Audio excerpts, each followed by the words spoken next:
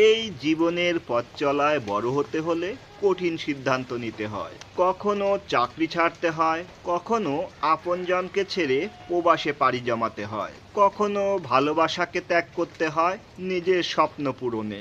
এভাবে প্রতিটি পদক্ষেপে জীবন কঠিন থেকে কঠিনতর হয়। কেউ এসব জটিলতা সামলে নেয় সাহসে, কেউ ভেঙে পড়ে হতাশায়। জীবনে বড় হতে হলে ব্যর্থতাকে আলিঙ্গন করতে হয়, কিন্তু আমাদের সমাজ কেবল সাফল্যকেই উৎসাহ দেয়, ব্যর্থতাকে কোনো মূল্যায়ন করে না। তাই বড় হওয়ার সাথে সাথে সমাজেও চাপ বেড়ে যায়। তুমি কত টাকা ইনকাম করো, কি কর্ম করো, তোমার সন্তানের স্কুল কোথায়, এইসব প্রশ্ন প্রতিনিয়তই মানসিকভাবে বিপর্যস্ত করে তোলে। তবুও থেমে থাকলে চলবে না।